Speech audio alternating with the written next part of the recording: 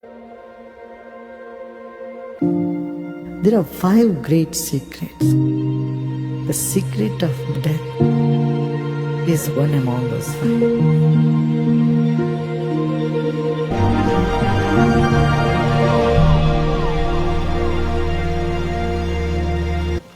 Gurudev, what does one experience during death and what is the journey after that like? Now, why do you want to know everything right away? You will one day definitely know. But the curiosity about death will also bring curiosity about life. And to understand life, you need to know death. To understand death, you need to know life. Death only indicates that life is eternal. It's like changing your clothes, moving from one room to another room. After death experience is not an uncommon thing. You have many scientific evidences on this also. Millions of people have gone to the border, have had a near-death experience and they have come back. They have shared. Right? But it's good to have that curiosity. What's after death? Gurudev, we talk about soul. What is the soul, Gurudev? Is it a wave function, a tattva? Where is it? How big is it? The consciousness, which is all pervading, which is like the wave function, like the radio waves, which is everywhere. But it has certain attributes to it. Then it becomes a soul. What are they? Icha. There is a desire. Dvesh, dislikes, aversions. Sukha, happiness. Every soul experiences happiness. Dukkha, unhappiness. Sanghata, meeting, uniting, merging. Chetana, it is conscious. And Dhriti. Dhriti cannot be translated into English. Dhriti is that force which upholds the consciousness. So these 7 aspects together give the name soul or a life force. And it is the same whether for elephant or for an ant. Here measurements fail. You can't say elephant has a bigger soul than an ant has a smaller soul. The only difference is it is expressing itself a little more in as it moves from an ant to an elephant to a human being. Its expression has blossomed. Say suppose if it is in a bud shape in an ant, it's little blossomed in elephant and it becomes fully blossomed in human being. Gurudev, are there any other realms than the physical that the soul visits? Of course, there are many realms. Brain is only attuned to a particular bandwidth, that's all. So we are able to perceive only a certain bandwidth of the whole range of existence that we are. See, your eyes can only see to some level, but a cat can see even more than you. Owl can see more than that. So their bandwidth is higher. So the concept of creation as per our cognition, our perceptual ability is very limited. What we cannot perceive from our 5 senses do exist and we cannot deny they don't exist. And so there are realms. See, after human life this self leaves this body and becomes pretatma. And then from pretatma then it becomes pitru. There is a difference there also. Then pitru, then they move on to higher realms. Gurudev, does the soul continue to evolve even between lifetimes? Does it continue to drop impressions? Or does it have to take a human birth to evolve? It has to take human birth. Human birth is to evolve. Because impressions goes with the soul and they keep manifesting within that realm. Like in dreams, see, suppose you are laughing the whole day, in the dream also you start laughing. Haven't you experienced this? See, a practical experience, If you are crying in the daytime, in this dream also you start crying. If you are happy, haven't you had dreams where you are happy? That's why human birth is very, very important. So when the soul leaves this body, it remains in different realms. But to become free, it has to come back. Gurudev? Back. Gurudev, what are the different ways in which the soul leaves the body? Are some ways better than the other? And do we have a choice on how we want to leave? Your soul leaves from the body, sometimes through the eyes, sometimes through the mouth. You will see some people's eyes roll and they leave through the eye. Sometimes it goes through the ears, mouth. It can leave through anal region also. And also through the toes. And for yogis, dhyanis, it goes through the Brahmarandra, top of the head. And can we choose, Gurudev? Yeah. If we keep our mind free from cravings, aversions, agitations, and hatred, then we go more sattvic, we move up. Rajasic, it moves through different, and tamasic through the anal region. Gurudev, the way we breathe impacts our life. Does the breath also impact death and what happens after that? Breathing assumes its own rhythms and cycle when the soul is leaving the body. So, according to one's karma, the nadi starts working, the soul leaves through the left nostril, or it goes through the right nostril. When it exits through the right nostril, then it is free. It goes with the knowledge. It is more aware, there is wisdom. If it is going through the left side, then it is going with certain intentions and emotions, so it is going to come back.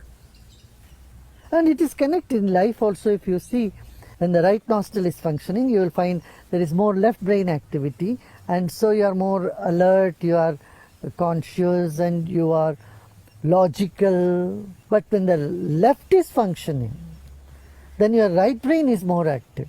That means you are more emotional and you have intentions to do something. You have plans. So when you have plans, you have to come back soon. When both are functioning, that is Sushumna Nadi, then that is Samadhi. When you exit in meditative state, then you have no obligation, you don't have to come back. You are merging with the infinite instantaneously. Even if you have to come back, it is by a grand plan for the sake of others, not for your own sake. Gurudev, Bhishma chose when to die. Is it possible to choose the time of death? Oh yeah. If you are a good yogi, you can do that. And how does the time of death affect the next life? It's all connected to karma. That's why it said, like the time of birth is important to make one's chart and to get a overall view about what one's life would be. The time of death also has a meaning. हम लोग कहते हैं ना, so पंचक लग गया. The last 5 stars of the zodiac, Dhanishta, Shatabisha, Purvabhada, Uttarabhada, Revati. These are the last 5 stars. When a soul leaves at that particular time, when these 5 stars are there, it is said that soul is still very earthbound. It doesn't quickly move on. Like there is a season to sow the seed, only then the seeds will sprout. In the same way, certain days when the soul leaves the body, it remains earthbound for 6 months' time. It still lingers around that place, it gets attached to that place. So that is why Panchak lagya bolte. That is one belief also. So you don't have to worry on that. Gurudev, some people believe that if they live beyond the age of 84, they're not reborn again. Is that true? Age does not count there at all. Some can remain frustrated even beyond 84, 85. You can see people who are 85, 86 or even 90, they look so sad and they so dull, and they are carrying so many cravings, aversions, sadness, disappointment in their mind. See, mind doesn't age, my dear. Body ages. That's why people feel that they have not aged, though their body is aging. There's something in them that makes them feel I'm not aged. This mind which takes the impressions. People who are beyond 80 and all, they get so addicted to pornography. Their body is dysfunctional, but their mind is craving for all those impressions. What impressions they have? You can see people at old age cribbing and being negative, and you can say they will be not reborn. Who says that? People who pass certain age, if they are not in the spiritual realm, or if they are not cultivated a broad mindset, they can still sit and crib. Anybody who cribs will have to come back. Gurudev, when a person dies, the soul is reborn. Then why do we do Shraddh? How does Shraddh help the soul that has already reborn? The Shraddh is for yourself. Shraddh means Shraddha, that which is done with Shraddha, means with faith.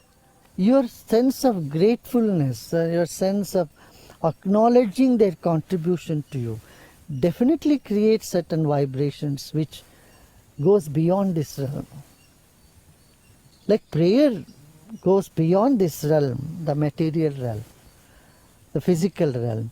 Similarly, faith, gratitude, acknowledging somebody, and wisdom, they all transcend this physical plane. In that sense, it reaches them. So the custom is you feed the poor people. When a hunger is satisfied, when a desire is fulfilled, there is a sense of gratefulness, of blessing. Those vibes are what is more important. You give someone who need whatever, not forcefully, in the name of rituals, we keep on feeding those people who are already overfed or overweight. That will not work. Only the feeling that matters, sense of happiness, fulfillment. All these positive feelings emit vibes, and these vibes surpass the material realm. They reach into the subtle realms is what makes these things meaningful. Without feeling, without that sense of gratitude, you just do some ritual, they don't have much meaning. That which is done with Shraddha is Shraddha. That conveys that feelings to people on the other side as well.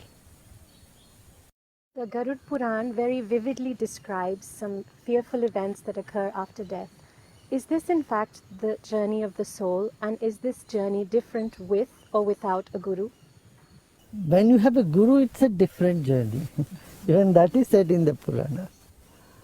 Because you are connected to a lineage, a guru, and you are moving at the speed of a light. You are moving very fast. Yes, in other things, in Garuda Puran it is said after the soul leaves, it lingers on as Preta Yoni for 10 days. Because the transition is so big that it gets so confused. Now the body, it has dropped. It doesn't want to go back to the body because it looks like an excretion. The body doesn't feel like something that one wants to get into. But one is not used to the other side.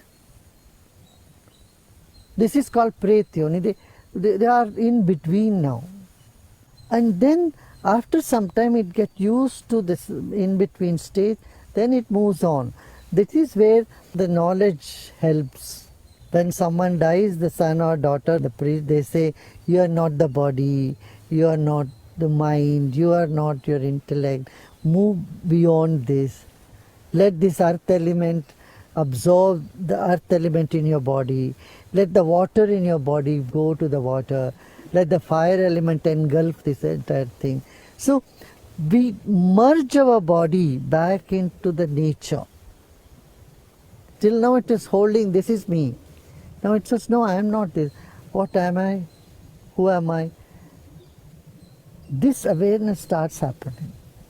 And so it said, holding the tail of a cow, the soul crosses the river Vaitarani. But what is cow? Gau in Sanskrit means knowledge, it means movement, it means liberation, and it means cow also.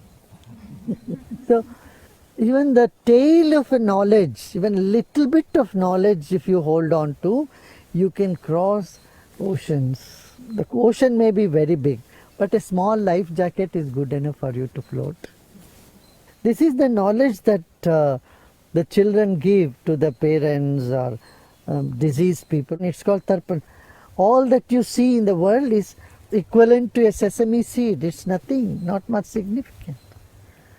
Like the sesame seed, drop all your desires, whatever incomplete machines you had in your life, leave it to us, we will take care of it. You be satisfied, move on. So this encouragement by the near and dear one, even relatives, everybody, they all do tarpan. Tarpan means be fulfilled, move on. So as a symbol, they take little sesame seeds and then tripyatam, be fulfilled, be fulfilled. After 10 days they do this. One understands from this in-between stage of Pretyoni, they have moved on to Pitraloka. And you conjoin them with your grandfather, your grandmothers and the previous, your ancestral lineage. Tell them they are there and they are waiting for you, they received you. That is what is Shraddha all about. That is why it is a celebration. After the 10 days, 12 days, 13 days, these rituals are made like that, so that no more crying and no more sadness, but now on you should celebrate. Gurudev, we have heard that the last few seconds before death decides what happens to the person after death, irrespective of how they've lived their lives. Is this true? And also, is there an ideal way to die so that we are not born again? There are instances in the Puranas, say a person in the last minute before his death, he started calling Narayan, Narayan, though it was his son's name, and he got liberated. But those are exceptions. The last minute, only those impressions will come which you have been nurturing the whole life. You cannot create a last minute impression. Last minute only the impression will show up whatever has been there. Yes, of course the strongest of the impressions will prevail. And that's why Sri Krishna also in Gita said, keep me in your mind all the time. So you make my impression very strong so that you will attain me only, you will get liberated. That means whatever you have been practicing, and those practices will obviously will be your strongest impression. Because impressions are already there. They simply surface. They pop up. You cannot try to have a different impression the last minute. So clear the mind of all the impressions and then keep it hollow and empty. Keep it free. And that is meditation. People who are regular meditators, you will find automatically in the last moment the meditative mind just takes over. Gurudev, it is said that if we die in a place like Kashi, we get liberated. Is this true? Kashi is not a physical place. Kashi is where knowledge is, where the Sushumna. This is called Kashi. The third eye place is Kashi. This is Ganga, Jamuna, Saraswati, all three. Prayagraj, this is also called Prayagraj. This is also called Kashi. So when someone's attention is in the third eye, that is in Sushumna Nadi, when that is opening and you die, then you are liberated. That's what it is. Not just go to Kashi, die there. Why Kashi is called Kashi like that? Kashi was a seat of wisdom. And so there were scholars And every lane, the discussion was only on Brahman, only on the infinity. This discussion of Vedanta, Ved, was so prevalent in Kashi. So there was no craving, no aversion, no yelling, no shouting. So even anybody comes into such a Sangha, they would feel elevated. But today it is different. And you don't have to see that only one place is seat of wisdom. Someone passes away in Prayagraj, this is Mukti. Say, if someone leaves their body in Haridwar, that is also Mukti. You go to Himachal Pradesh, there is a place called Mukti Dham. And there is a place called Mukti Dham even in Nepal. So similarly, Badrinath, Lord Krishna didn't tell Uddhav, you go and die in Kashi. He told him, I am going, you also go to Badrinath. Adi Shankara went to Kedarnath, otherwise he would have left the body in Kashi. He went to Kedarnath, he left the body there. Maharishi Patanjali left his body in Rameshwaram. And Kerala, that is called Parashurama Kshetra. Different places when you leave body, you will attain mukti when you leave body here. So, these are all beliefs, you cannot attach too much importance. Even dogs are dying in Kashi. Doesn't mean they are getting liberated. Buffaloes are dying in Kashi. Kashi means when you are fully aware, the third eye point, where the Sushumna Nadi is awake in you, is active. At that time when you leave, you are liberated. Gurudev, is it true that the soul can choose the family in which it is born? And if so, what drives that choice? Sanskaras. The soul picks up this person. Sanskaras, karmas. You can't even say it chooses them. It just comes into that body. It has no choice. If you have bought a ticket to go to Pune, then you have to board that particular plane which goes to Pune. So if you have bought a ticket to go to Kolhapur and it's a train ticket, you have to go to the train. You can't take that ticket and go somewhere else and sit in somewhere. They won't even let you go. Like that. Gurudev, when someone commits suicide, what happens to the soul? It's like someone feeling very cold and they're removing their jackets. They feel even more cold. That's why I say it's the most foolish thing one does. And it takes long time for that spirit to understand and come out of the regret. Because it has left the body, but it couldn't leave away all those garbage it is carrying with it, all the misery and all the suffering and pain. It has not gone. I thought by leaving the body it will be free from all that. So it is not. It's like jumping from the pan to the fire. That's what they feel. But over a period of time, they get relief out of it. That's why the prayers and meditations and satsangs, group meditation, all this will bring a cooler breeze to people on the other side. Gurudev, what is the significance of the last rite rituals like tying the toes or pouring water on the face, putting rice in the mouth of the departed ones? See, there are 10 nadis in our body. Ida, Pingala, Sushumna, and then Kurma, Dhananjaya, Krikala, all these nadis are there. And they all connected to different parts of the body. Yawning is connected to certain nadi. Like that twitching of the eyes are connected to Krikala. And then burping is also connected to the nadi. Now, when the causal body leaves, the subtle body is still there. The nadis are functioning a little bit. Gross body, of course, there could be some warmth, and it takes some time for the body to become cold. The Dhananjaya nadi runs through both the toes. So they tie the toes together so that the Dhananjaya nadi is balanced. So the Vayu Tattva escapes through the feet. Otherwise, what would happen is Dhananjaya nadi imbalance can bloat the stomach And they say there is a possibility of people's stomach bursting. This is what the ancient people have seen. Interestingly, for sannyasis you make them sit in Padmasana. Enlightened people, the pranavayu is escaping through Brahmarandra already. So sannyasis, their toes are not tied. They are made to sit in Padmasana. And 5 elements are given sanskara to the body, because the body is made up of 5 elements.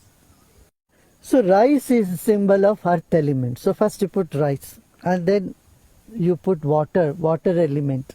You give them a bath. The water which is sanctified with chants. Then you pour the water energized with the mantras on the body. Or Ganga Jal. When a child is born, the first thing we do is bathe the child. So the last thing we do when the body is being disposed away is to bathe it and see it off with dignity. Then you take to the Agni Sanskar, the fire element. All the 5 elements are invoked so that the body can merge back into those 5 elements. These are the things that people knew from long time. Being aware of what is happening with the gross, subtle and the causal. So pouring water is not some shock treatment or any such thing. You don't need to shock a dead body. Gurudev? Gurudev, can spirits possess any person? And if yes, can devas and higher spirits also possess people? Possessing is a very tough word. I would say spirits can be channeled through people. Devas do channel. Very weak mind, weak spirit feel that they have been possessed by some entities. They simply have to realize they are much stronger than these feelings and emotions, vibrations that come to them. But one is in any path, one who is doing meditation or this, no spirit can come close to them because the spirit is very strong. Gurudev, why is that in some cultures they cremate their dead? I think it is a very good practice. Number one, just imagine billions of people on the planet if everybody occupies so much of space. Second is the 5 elements should merge back into the 5 elements. See, nature does like that. When the animals die, other animals will come and they just make sure that nothing remains. It's only humans, we put the bodies in the coffins, we store it. We make a symbol, sign on top of it. But how many you can do like that? From an environmental point of view, the ancient people from many cultures, they knew this is the best way to save the nature. Gurudev, there is no experience or knowledge of death while we're alive. Is it possible to have that experience while we're alive so the fear of death goes away? You do experience when you are in deep love that you are not the body. When you are in deep meditation, you experience I am not the body. I am not the body at all. So, Sudarshan Kriya, when you do it, what you feel? You feel you are not the body, you are consciousness. These experiences are there. And these things will take away the fear to a great extent. A little string of fear, when nature feels it is needed in you, it will keep it. That's why it's called abhinivesha. A little bit of lesha avidya, a little bit of avidya means little bit of ignorance and a little bit of fear. Nature would keep, because fear is like that shell, that membrane around the seed. That membrane leaves when the seed is sprouting. But till then it protects the seed, correct? In the same way, a child is induced with little fear so that it goes here and there and runs back to mother. Suppose it has no fear, and it will go away anywhere, because that fear brings the child back to the mother. In the same way, nature keeps certain fear here, there. Meditation and wisdom, dhyan and gyan are the way to overcome them. Gurudev, is it possible to bring the dead back to life? Well, there are instances where people have come back to life. Near-death experience is what we say. Clinically, people were dead and then they have come back. There are so many such cases that has happened. But there is nothing like somebody is dead and you are buried them and then you do some mantra, tantra and bring their life back. Just don't believe in these sort of things. As far as I am concerned, I think such things we should not even keep in mind. I know about a sant who has passed away. He said, I'll come back, and they're keeping their body in freezer for years together. And they believe that the saint is going to come back. He may come back. Why would he choose the same body which is so old? These are all spreading ignorance. Gurudev, how did Savitri bring back her husband's? It is the same thing like a near-death experience. People clinically dead and they wake up, get into a state of suspended animation for some time and then they wake up. This happens, but it's not by someone's effort that they do some mantra and tantra and they try to bring their body back. If they do it, it is only through some other spirit, not the same person, I tell you. You can invoke some spirit and put it in the body, but those things doesn't work too long. I think it's an area which is worth avoiding.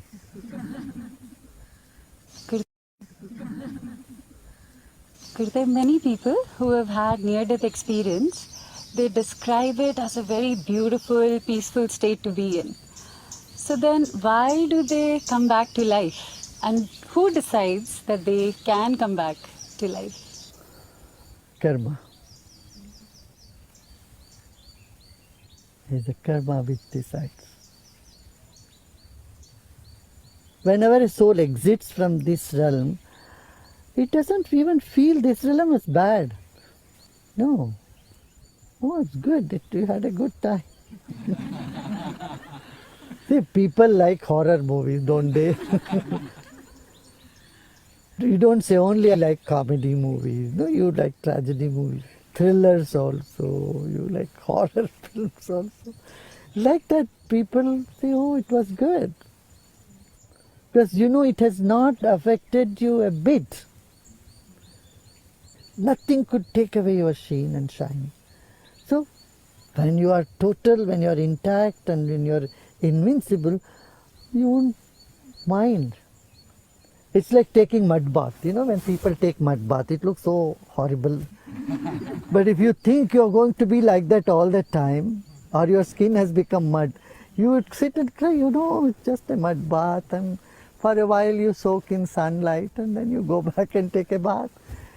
How do you feel? You feel good. In the same way, in whatever role we had to play, we assumed, we chose, you know, that was good. That is why there is an eternal peace, a peace that cannot be destroyed. Shashvat Shantim Nigacchati. Lord Krishna says, one who comes to me, they attain such a permanent peace that nobody can shake it.